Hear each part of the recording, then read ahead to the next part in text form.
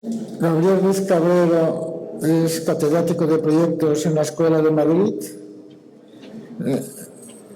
En su amplio currículum, a mí me gustaría comentar que ganó el premio de la sede del Colegio de Sevilla de Arquitectos con Enrique Perea. Para muchos fue una obra muy importante y un referente en el que las reflexiones un poco sobre contenidos de esta arquitectura fuera del tiempo ya aparecen. Gabriel Ruiz Cabrero llevó muchísimos años como responsable con Gabriel Rebollo de uno de los edificios que para muchos es uno de los edificios más importantes de la historia, que es la Mezquita de Córdoba, que aparte de sus valores pues, históricos, es un edificio de alguna manera fuera de tiempo, ¿no? Bueno, fuera del paso del tiempo, ¿no? Gabriel, cuando quieras. Muy bien, gracias. Voy a dibujar.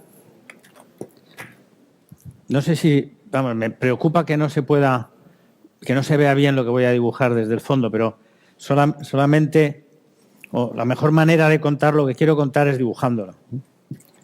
O sea, bien, esto que voy a hacer es realmente más como lo que antes se llamaba un tráiler o un videoclip de algo que me gustaría que ustedes, si les interesa lo que voy a contar, lo pudieran prolongar luego. Por un lado, mirando en Internet una serie de nombres que voy a poner en la pizarra, para muchos serán conocidos, pero para otros no. Y luego yo de esto he escrito en dos publicaciones, un libro que hizo el Cabildo de la Catedral de Córdoba, que se llama Dibujos de la Mezquita, en el que aparte de dibujar la mezquita a escala 1:50, que es como la tenemos dibujada y como aparece en ese libro, en láminas, está partido en láminas, tengo un texto sobre algo sobre el concepto este de Spania, que es el nombre que daban los bizantinos a lo que había sido la provincia romana de Hispania. Luego diré por qué. Y otro libro también que publicó la Escuela de Arquitectura, que es una reedición del libro de Amador de los Ríos, que se llama Monumentos Latino-Bizantinos de Córdoba. En ambos libros yo procuro insistir, en la introducción al segundo y en el primero, procuro insistir en esta condición romana de un edificio tan importante, como ha dicho Jordi, como es la antigua Mezquita de Córdoba, actual catedral. Para contar esto, lo que tendría que hacer es, en primer lugar, dibujar lo que es lo que era la Mezquita de Córdoba, que era un cuadrado dividido por la mitad. Esta cuestión del cuadrado y la mitad ya nos está mandando al mundo romano y sobre todo al mundo bizantino. Y este cuadrado, la parte que daba más hacia el sur, ahí está, el norte está aquí, la parte más al sur estaba cubierta, es el chamí, la sala cubierta de la mezquita, y la parte abierta era el shan, es decir, el patio. Esta construcción estaba constituida por 11 naves, una nave central, 2 naves laterales y 4 más a cada lado. De manera que la central era más ancha que las 4 que venían a continuación y las 4 más anchas que las 2 últimas de los extremos, siempre en la relación LH partido por 2 del triángulo equilátero, siendo H y L medios. Esta cuestión, esto nos va a explicar también, nos va a insistir sobre esa condición aritmética. Que no veis.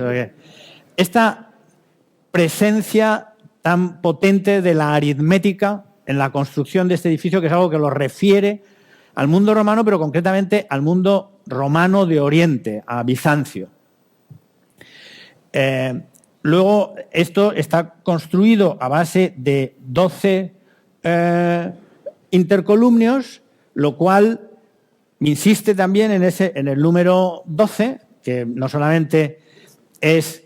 el número 12 es importante por muchas razones. Primero, son los discípulos de Cristo para el mundo cristiano, pero también es la construcción del triángulo rectángulo.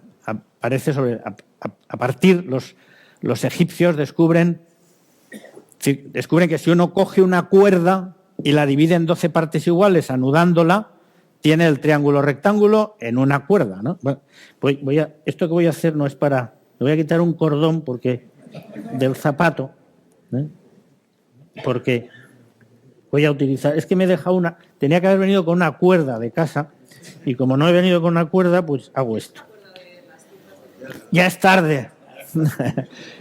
Una cuerda anudada en 12 nudos da el triángulo rectángulo y da el círculo también. Eso lo descubrieron los egipcios. Pero bueno, esta cuerda la dejo aquí porque la voy a utilizar luego. No, ya con este lapicero. O sea. ¿A que no se ve? Bueno, pues qué desilusión. Bueno, pues entonces este es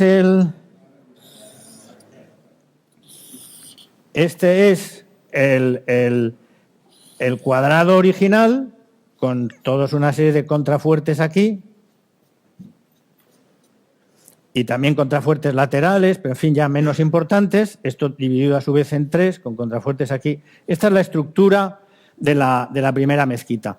Cuando llega Abderramán, esto lo hace, como digo, Abderramán I, bueno, pondré aquí Abderramán I en el año 780, siempre me equivoco, 785, me parece que es. Sí, me estoy equivocando en esa fecha, que es muy importante, pero bueno. Cuando viene huyendo, Abderramán I, como saben es un omeya, viene huyendo de Damasco. Bien, construye esto. A continuación, Abderramán II, que es su nieto, construye una extensión que viene a ser una duplicación de la sala de oración, también con con todas sus naves, tal. Y esta ampliación es exactamente igual que la anterior constructivamente y estructuralmente. Es exactamente igual. Es decir, luego voy a dibujar cómo es esta construcción. Es una construcción estrictamente romana. Lo que hace Abderramán I y lo que hace Abderramán II, que como digo, repite exactamente lo que había hecho su abuelo, porque tenía una relación muy intensa con su abuelo, naturalmente. O sea, a continuación no, el tataranieto me parece que es de Abderramán II, que es Al-Hakam, hace otra ampliación. Bueno, en este momento esto se había convertido en un cuadrado, la sala de oración, más otro medio cuadrado que era el patio. Y Al-Hakam construye otra ampliación que es aproximadamente otro medio cuadrado, no exactamente, hace aquí un mihrab muy potente, excavado, ¿no? Aquí y hace, esto tendría que dividirlo así, 1, 2, 3, 4, 5, sí, y aquí. Y hace esta extensión. Ya estamos a mediados del siglo X y al final del siglo X vendrá. Estoy incomodísimo dibujando con esto, es decir, que vendrá Almanzor y construirá aquí 8 naves más hasta hacer un cuadrado perfecto, bueno, como sea, un cuadrado hasta aquí, y esta es la mezquita que queda al final, ¿no? Bien, pues esta construcción, como digo, es una construcción puramente romana. Y voy ahora a intentar, dibujaré con lápiz y con flomáster porque Para eso quería yo la cuerda.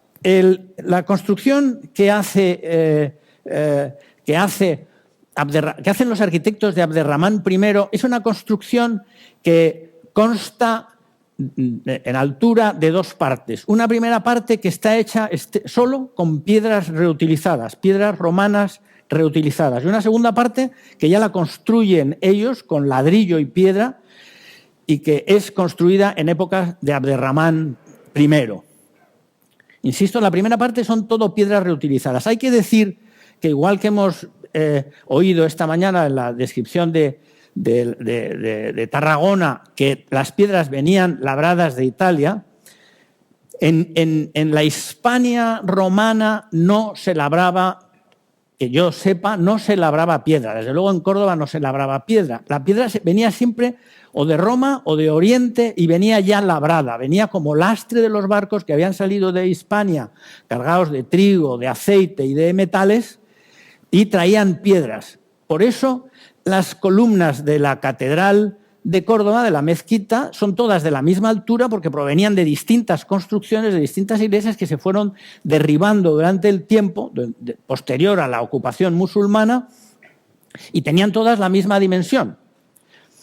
Todos los capiteles de la parte esta, todos los capiteles, todas las basas y todos los fustes de estas dos primeras partes son romanos y son fantásticos. Se podría decir que aquí, entre otras cosas, está el mayor o el más importante museo de capiteles corintios, porque son todos capiteles corintios, bueno, hay algunos capiteles raros, son corintios, la mayoría romanos, hay algunos bizantinos y hay otros visigodos. El mayor museo en extensión, desde luego, el mayor número y variedad de capiteles corintios romanos. Todos, como digo, venían ya en la parte de Al-Hakan, en el siglo X, en la parte de Al-Hakan, los capiteles ya están hechos en Córdoba y los fustes también están ya labrados en Córdoba porque el imperio se había asentado. Bien, ¿cómo construyen los arquitectos de Abderramán I la catedral? Pues la mezquita, con este doble sistema, ¿no? Entonces, sí, a ver si o sea,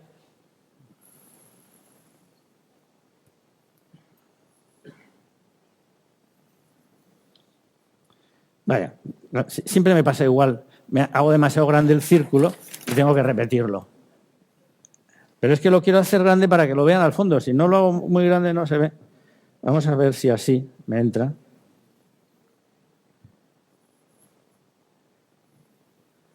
Vaya.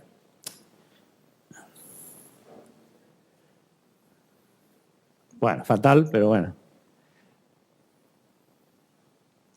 Querían llegar a esta altura y las piedras, estas utilizadas solamente les llegaban hasta la mitad.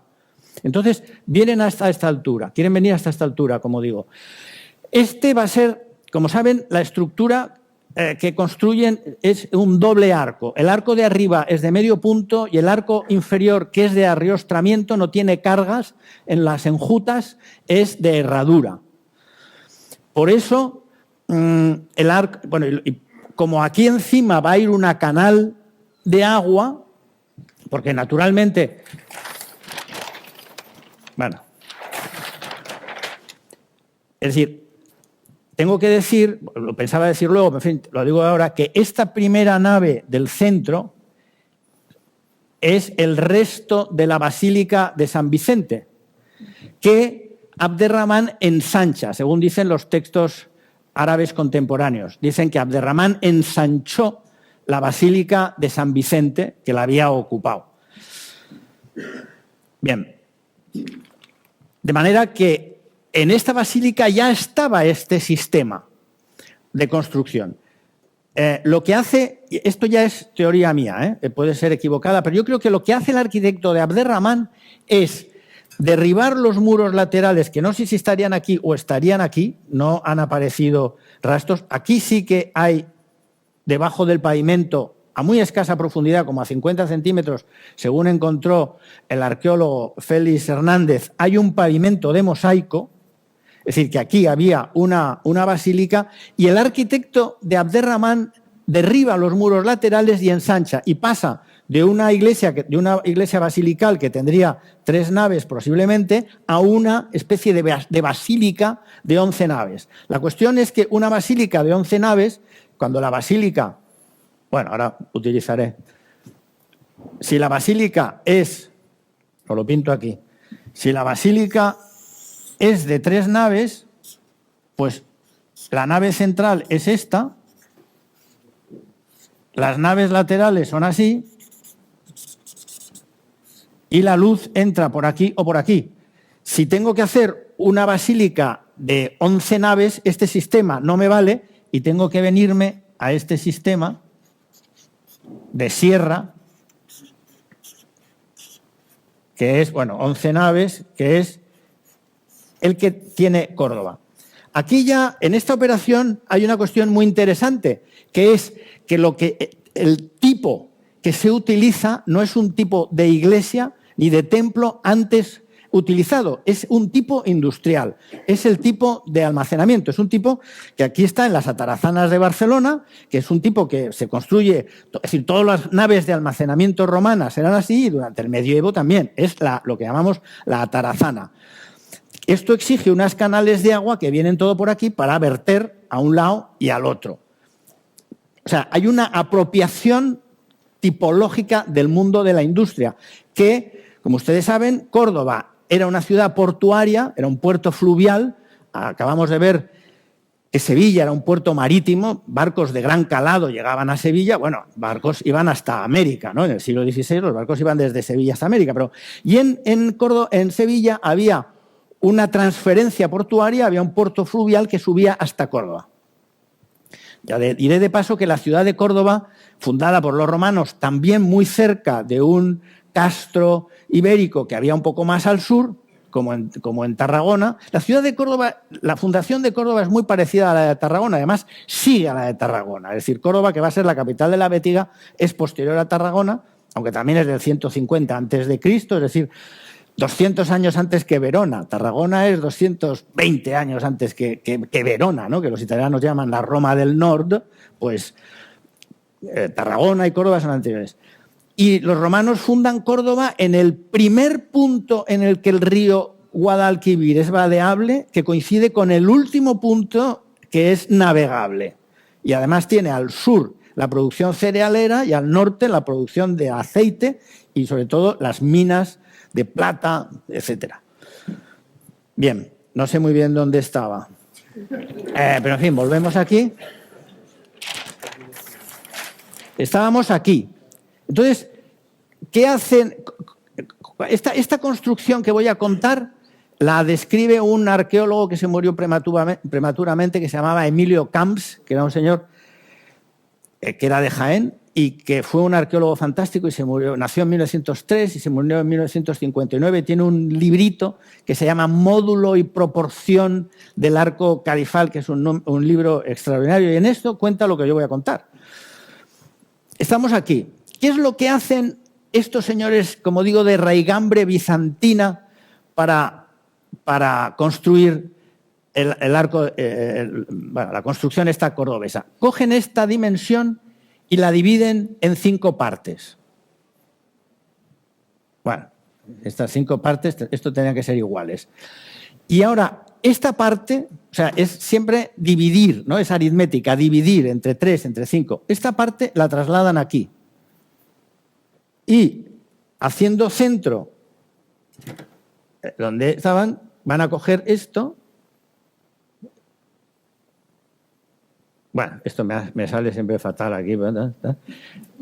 Y este es el arco de piedra y ladrillo que van a hacer. Descuelgan el centro, una tercera parte del radio.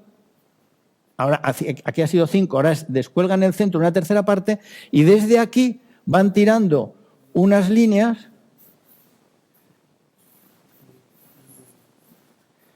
y cogiendo este lápiz colorado van a hacer eso de que las dovelas son alternadas de piedra y de ladrillo.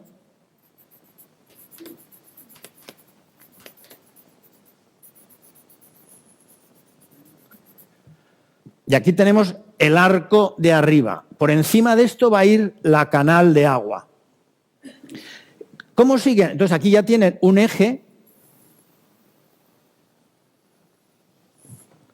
Aquí otro eje, que va a ser el eje donde van a colocar las columnas. Las columnas las colocan aquí, de manera que colocan el cimacio, luego el capitel corintio y desde aquí hasta abajo el fuste. Aquí también lo mismo, el cimacio, el capitel corintio y el fuste. ¿Se ve ahora? Y ahora, este arco, ¿cómo llegan hasta él?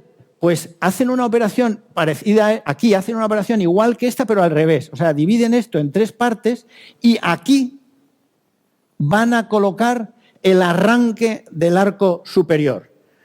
Vuelven a dividir esta distancia entre 5. O sea, así, de esta manera. Es decir, este intervalo lo dividen entre 5. Y ahora se traen esto a la mitad, desde aquí hasta aquí. Y aquí, haciendo centro aquí, van a venir aquí, pero no aquí, sino van a bajar aquí abajo. Bueno, este menuda chapuza, ¿no? De dibujo. Y cierran aquí. Y cogiendo este ancho, ya no me atrevo a utilizar el cordón del zapato, pues haciendo esto, vienen hasta aquí. Y vuelven a dividir, cogiendo el centro aquí, vuelven a dividir esto.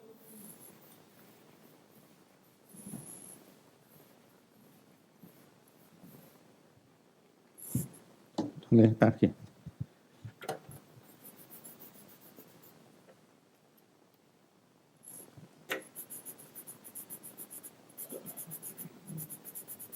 Bueno, esto no debería de pintarlo porque ¿qué hacen aquí luego? Aquí toman esto, hacen una operación así y bajan una pilastra que va a bajar hasta aquí. De manera que en realidad eso lo estaba pintando mal porque las dovelas se frenan aquí.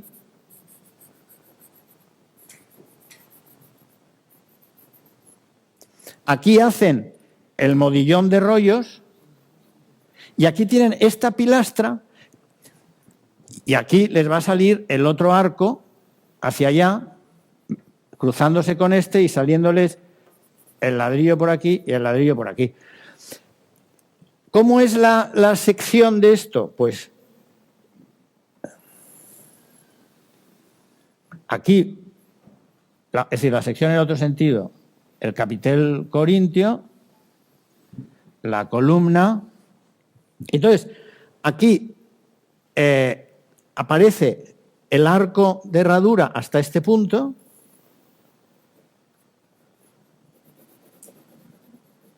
Este es el arco de herradura.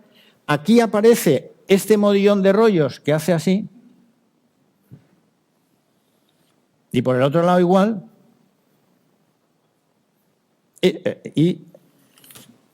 Y suben hasta arriba, de manera que aquí ya tienen, lo voy a pintar más, lo voy a bajar para poderme explicar.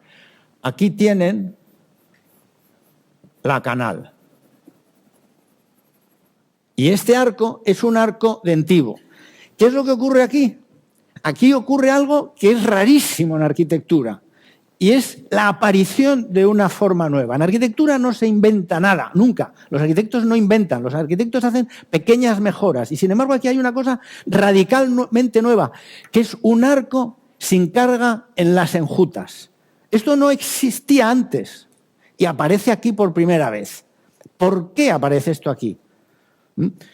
No se sabe, evidentemente no se sabe por qué, no hay testimonios escritos, hay teorías. Yo creo que esto se produce por algo, las grandes apariciones de elementos nuevos son normalmente consecuencia de 2 o 3 circunstancias que coinciden. Aquí una muy importante, la básica, es, yo creo, una cuestión de mestizaje cultural. Es decir, por un lado está que el señor Abderramán se está muriendo. De hecho, Abderramán no vería terminada la mezquita.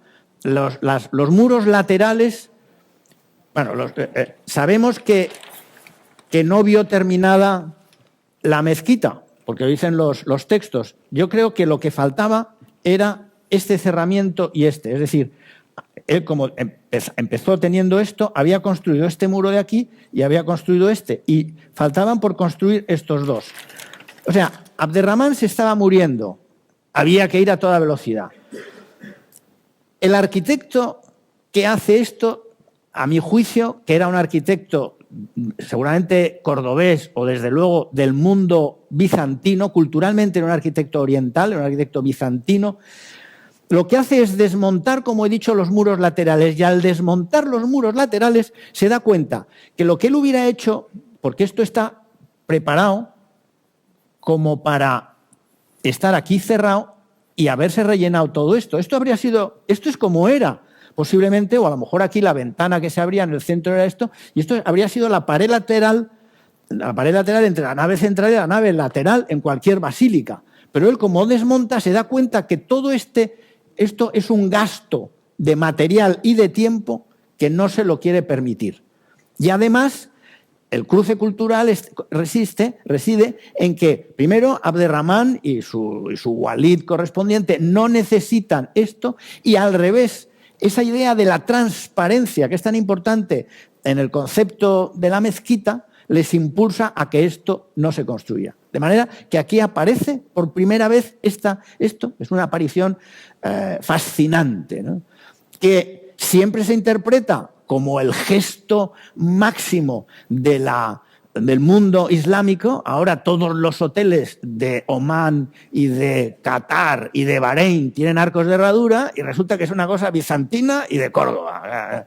Pero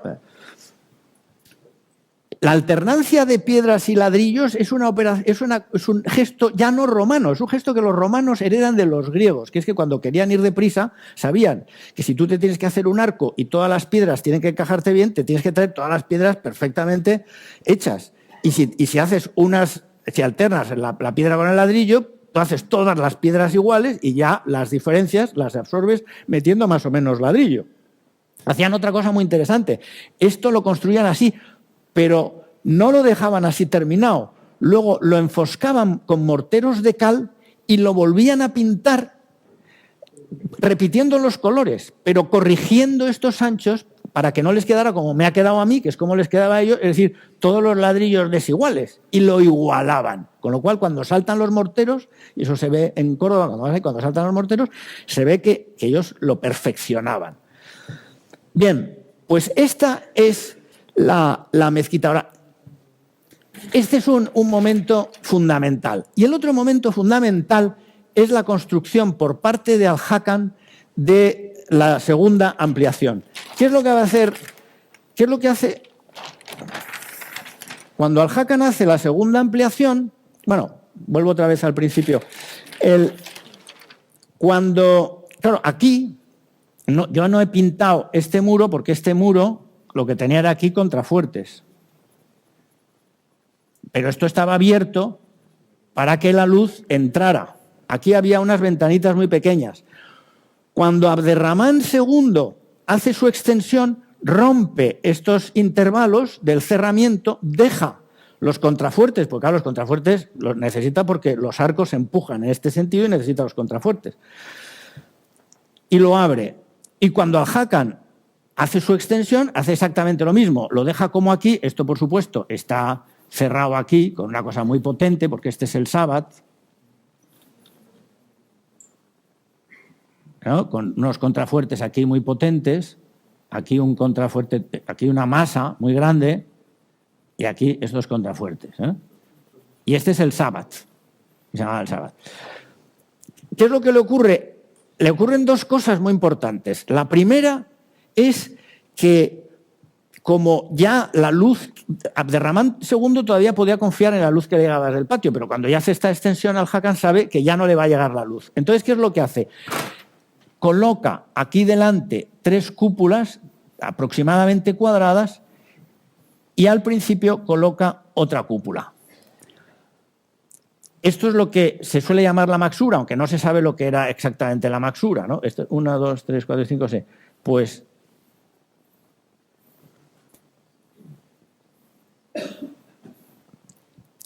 bien, entonces hace aquí 3 cúpulas y aquí lo que ahora llamamos la capilla de Villaviciosa, y la luz entra por arriba.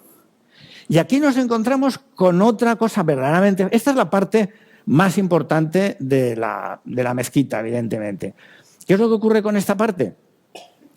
Que hace aquí unas cúpulas que son las cúpulas nervadas más antiguas de la historia de la arquitectura. Las cúpulas nervadas más antiguas. Hay escritores franceses que han dicho que el origen de la cúpula nervada gótica está aquí.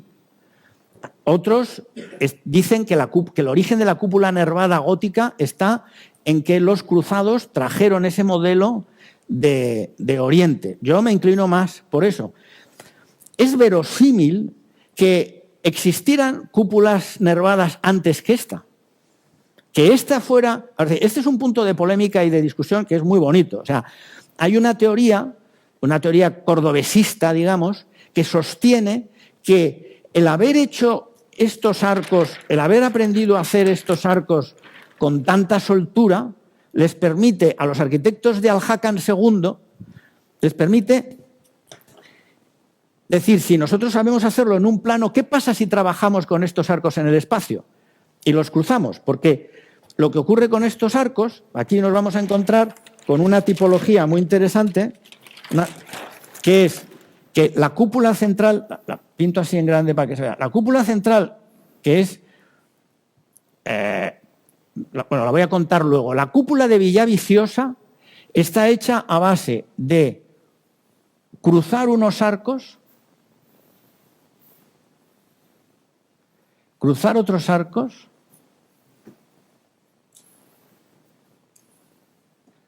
y luego cruzar otros arcos así. Bueno.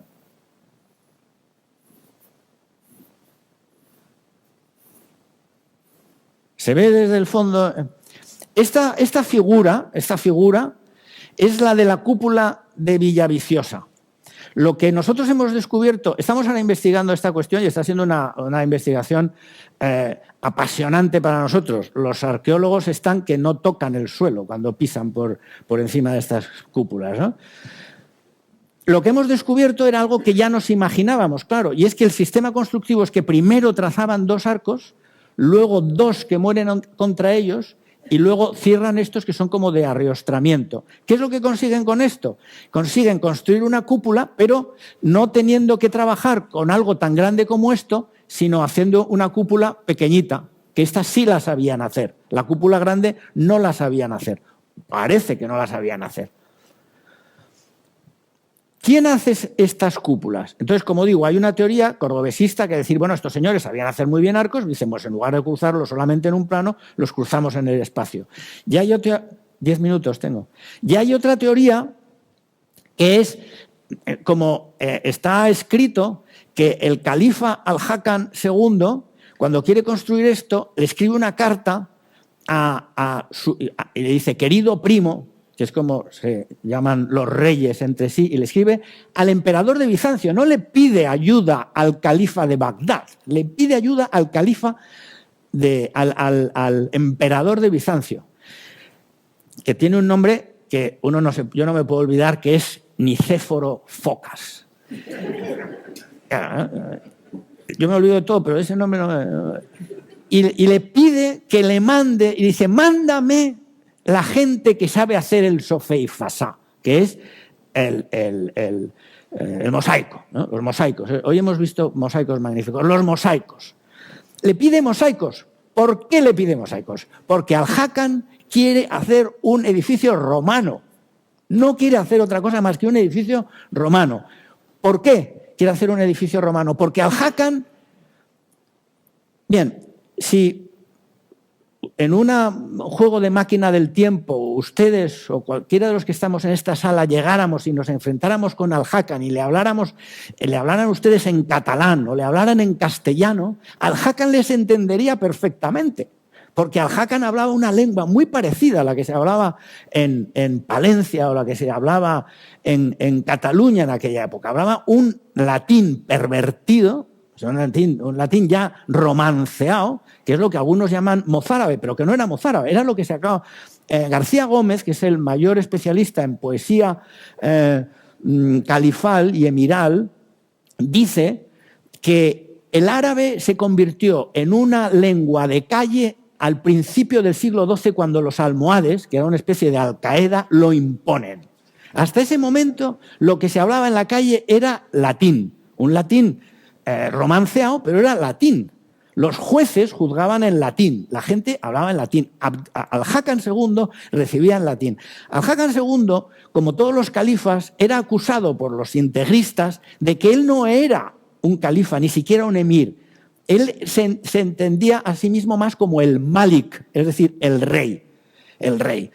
Y los arqueólogos sevillanos, cuando van a Medina Zahara, al lado de Córdoba, nos dicen que Medina Zahara es la última ciudad romana de Occidente. Y efectivamente es una ciudad romana, es dimensionalmente romana, constructivamente romana y formalmente romana. Es un doble cuadrado, Medina Zahara. Es decir, Abderramán III hace una ciudad romana. Y Al-Hakam quiere hacer una ciudad romana y pide mosaicistas. Y se los mandan y llegan a Córdoba y son los que... Entonces, lo que hay otra teoría que dice que estos señores no solamente trajeron el mosaico, sino también trajeron la idea de la cúpula. Pero claro, las cúpulas que nos... Santa Sofía es una media naranja perfecta, no tiene nervios. El Panteón de Roma, no, Santa Sofía es de ladrillo, el Panteón de Roma es de hormigón, pero es una media naranja. No existía el nervio. El nervio, los nervios más antiguos que aparecen son estos de aquí, que estos son así, y en la cúpula que está delante del mihrab es otro cuadrado y tiene otra cosa, que yo creo que es todavía más bonita que esta, que acabo de pintar, que es, a ver si la sé pintar, es la estrella.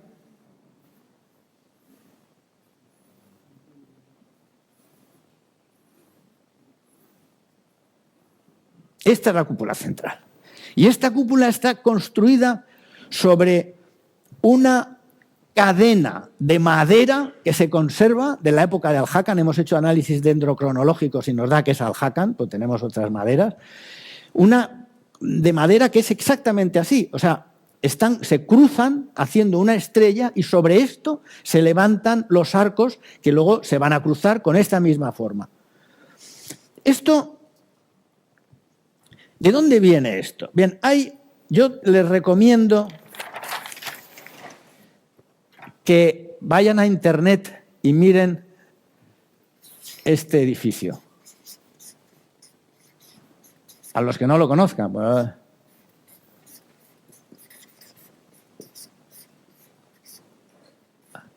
Qusair al-Amra. Qusair al-Amra es un edificio que construye el califa al-Walid, que es uno de los antepasados de Abderramán I. El califa al-Walid en el 711. Esto es 711. Es decir, en el momento en que Muza está desembarcando, o Tarik primero está desembarcando en Gibraltar, vence en la batalla a los visigodos de Don Rodrigo y entra en Córdoba, y es muy importante, el general que entra en Córdoba se llamaba Mujic, o al-Mujic, al-Rumí, es decir, Mujic el romano, porque las tropas califales que entran en Córdoba traían un contingente importantísimo de tropas bizantinas que se habían pasado y eran llamados romanos, y eran además la caballería pesada del ejército bizantino.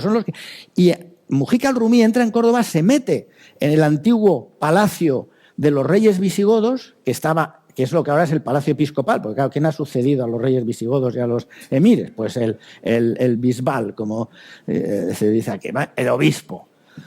Bueno, pues entonces se mete ahí hasta que llega Tarik y le saca de ahí y le echa. Pero él donde se mete es ahí, Mujica al-Rumi. Bueno, Mujica al-Rumi está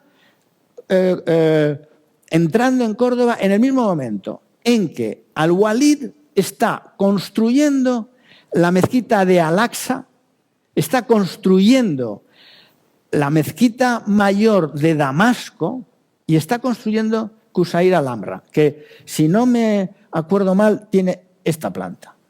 Un cuadrado. Ya la tenéis buscada. Bueno, yo la pinto para explicarla, pero ya la tenéis. Es esto. Aquí, es una planta que es así. En lo que me equivoque me vais a corregir. Es esto, unos muros. Bueno, ahora voy a utilizar.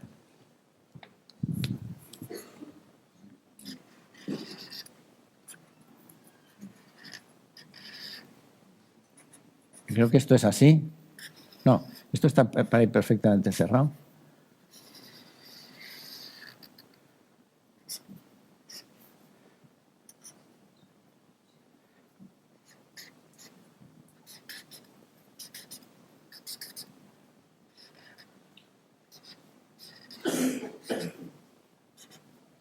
Aquí unas ventanitas.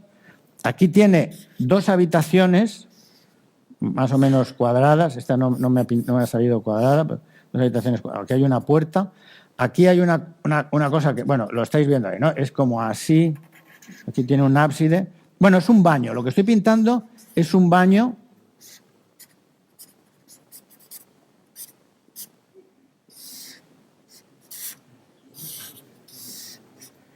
Lo he pintado bastante bien, ¿no? Esto es Qusayr al-Amra. Esto, la sección de esto,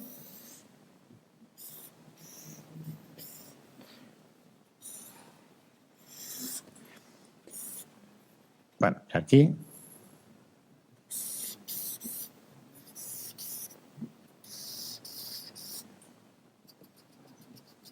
o sea, estos son bóvedas. Estos eran unos baños. Bien, cosas importantes de esto. Primero, son unos baños que se hace este señor. También aparece en internet. Esto está pintado al fresco por dentro. Y lo que hay son escenas del baño de la amante de Al-Walid, que sale desnuda del agua y la están viendo 6 reyes. Escenas de una cacería de onagros en clave dionisíaca, y aquí escenas, este es el Caldarium, y aquí escenas del ¿cómo se llama? Donde están todos los signos del zodíaco, del zodíaco, escenas del zodíaco. Es decir, escenas griegas, absolutamente griegas, pero además escenas que fueron consideradas, claro, en la época absolutamente bochornosas, antiislámicas. Cuando él está, que está en una de estas paredes, está Al-Walid viendo salir a su amante del agua, insisto, desnuda. Esto no es solo porque yo sea un rijoso, sino porque es muy importante. Están con él 6 reyes viéndolo. Entre uno de ellos es don Rodrigo. Son los 6 reyes, el rey de Persia, el rey de Armenia, el rey no sé qué, y don Rodrigo. O sea, esto está hecho justo inmediatamente después del 711. Al-Walid muere en el 715. Bien, aquí, aparte de todo esto, hay un tema interesantísimo que es este sistema constructivo. Estos son unos arcos apuntados de piedra y sobre ellos unas bóvedas.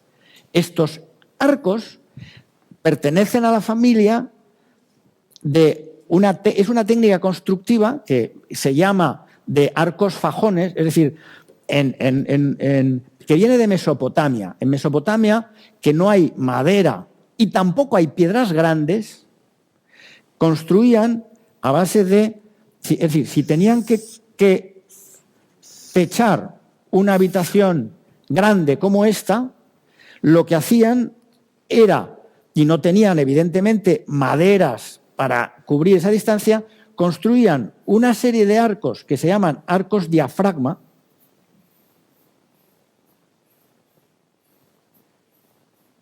y sobre ellos ya hacían bóvedas de esquisto pequeño. Esta es una técnica puramente mesopotámica. Y aparece en Siria. Qusayr al-Amra está en lo que ahora es Siria, muy cerca de Arabia Saudita. Está en un río, encima de un río seco, es decir, encima de un cauce subterráneo de aguas. Aquí hay una habitación así, que es un pozo, con el cual sacaban el agua para proceder al baño. Hay otro edificio muy interesante que también hay que ver, que es Qasar,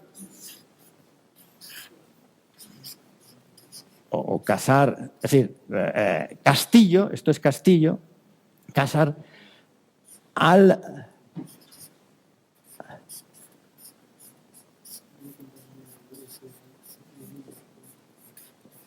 Al-Harané.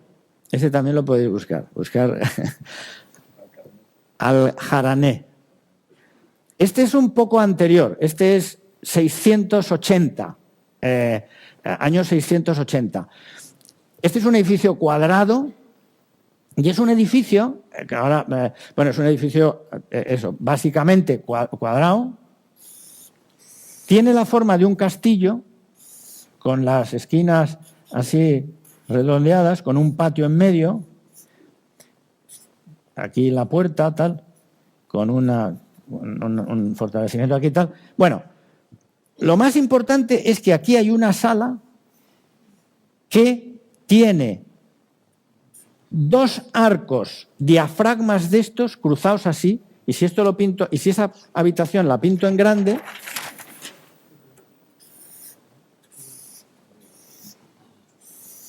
tiene 2 arcos que se cruzan, dos arcos diafragmas que se cruzan en el medio, y esto se decora con una piedra. Esta es una gran piedra que está sobre unos dinteles de piedra que hacen así.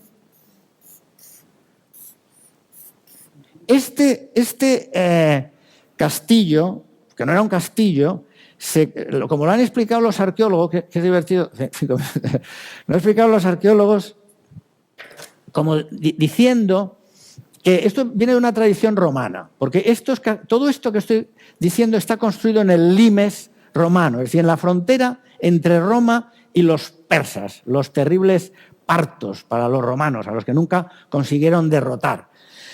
Las tropas de frontera pertenecían en época bizantina y ya desde época romana, pertenecían a una tribu que se llamaban los gasánidas, que venían del Yemen. Esto es muy importante.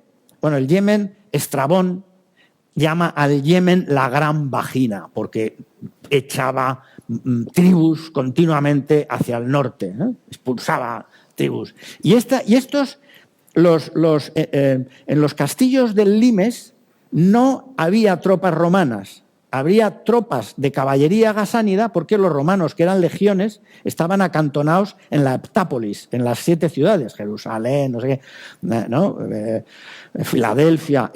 Los legionarios estaban acantonados en las ciudades y tenían caballería ligera en el limes, y eran árabes. Bueno, yo solamente quiero decir, voy a terminar porque tengo que terminar. Quiero decir algunas cifras importantes, algunas fechas importantes, que son las siguientes. Pero las voy a apuntar aquí porque... bien, un momento muy importante es la época de Constantino, porque Constantino no solamente tiene a su gran pensador, que es Osio, que es el obispo de Córdoba, y que estaba en Córdoba, iba continuamente, y Constantino tiene como teórico de una cosa muy importante, porque Osio era el teórico de la relación entre la Iglesia y el poder civil. Y Constantino, a petición de su madre, cuando construye la Iglesia de la Natividad, lo que hace es esto. Esta es la planta de la iglesia de la Natividad. ¿Por qué? Porque aquí está el lugar donde nace Jesucristo, tiene que ser como un cenotafio romano circular, pero como los cristianos han aportado la idea de la basílica para la asamblea de los cristianos, necesita esto. Aquí tenemos en planta el arco de herradura. De los primeros arcos de herradura que hay en la península ibérica son el del arco romano de Tarragona, que ese es otro sistema de arco de herradura, que es el arco de herradura decorativo en los paramentos. Es como primero aparece. El siguiente arco de herradura ya es constructivo, pero eso es un paso muy adelante. Primero aparece el arco de herradura como decoración y luego ya como elemento constructivo. Esto es, como digo, Constantino y Osio. Luego tenemos año 729, Justiniano. Justiniano hace, aparte de que Justiniano establece en Cartagena, la capital de lo que va a ser la Hispania imperial, es decir, donde estaban los imperiales, los visigodos les llamaban los imperiales, porque eran de Bizancio. También hace otra cosa muy importante, cierra la Academia de Atenas, que era el último reducto del pensamiento que nosotros llamamos pagano, o sea, los dioses del Olimpo, lo cierra Justiniano. No Constantino, hasta Justiniano sigue funcionando la academia. Eso es 529, cuando al-Walid no, 500, he hecho 700, 529. Es decir, del 529 al 711 no ha pasado tanto tiempo y siguen, soterradamente, la mitología griega sigue en marcha hasta el punto de que, como digo, al-Walid lo recoge en su palacio de baños y recoge el mundo, porque hablamos del mundo del baño turco y del baño árabe, son el baño romano. Bueno, pues ¿es esto un antecedente de las cúpulas nervadas de Córdoba? No lo sé, pero estamos investigándolo. Bueno, pues yo ya termino. Muchas gracias.